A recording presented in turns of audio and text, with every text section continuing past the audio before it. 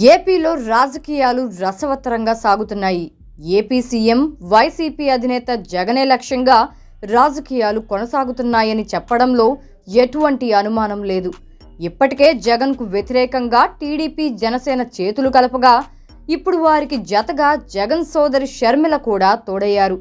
దీంతో జగన్ చుట్టూనే ఏపీ రాజకీయం మొత్తం కూడా తిరుగుతోంది. జగన్ మాత్రం ఎంతమంది కలిసి వచ్చినా గెలుపు తనదే అని ధీమా వ్యక్తం చేస్తున్నారు. కాంగ్రెస్ పగ్గాలు చేపట్టిన షర్మిల సీఎం జగన్ లక్ష్యంగా ఆరోపణలు చేస్తున్నారు.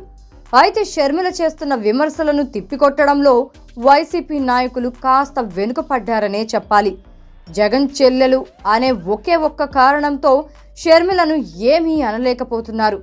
ఇదిలా ఉంటే తల్లి విజయమ్మ కూడా తనతోనే నడుస్తారని షర్మిల చెబుతూ వస్తున్నారు. తాజాగా అందుతున్న సమాచారం ప్రకారం షర్మిలకు షాక్ ఇస్తూ విజయమ్మ జగన్కు అండగా నిలవడానికి నిర్ణయించుకున్నారని తెలుస్తోంది. విజయమ్మ వచ్చే ఎన్నికల్లో వైసీపీ తరపున ప్రచారానికి సిద్ధమైనట్లు విశ్వసనీయ సమాచారం.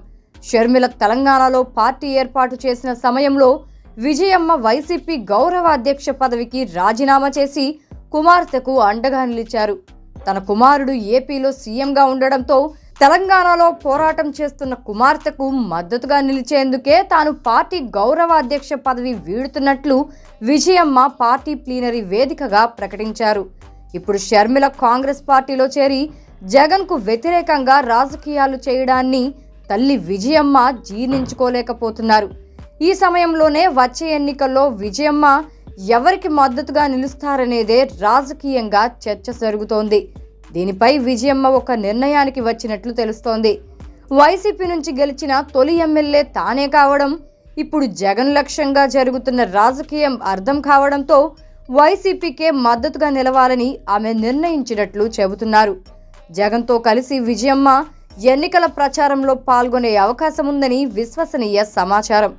విజయమ్మ వైసీపీ నుంచి ఎన్నికల ప్రచారంలో పాల్గొంటే అది ఖచ్చితంగా జగన్తో పాటు పార్టీకి కూడా కలిసి వచ్చే అంశంగా చెప్పవచ్చు.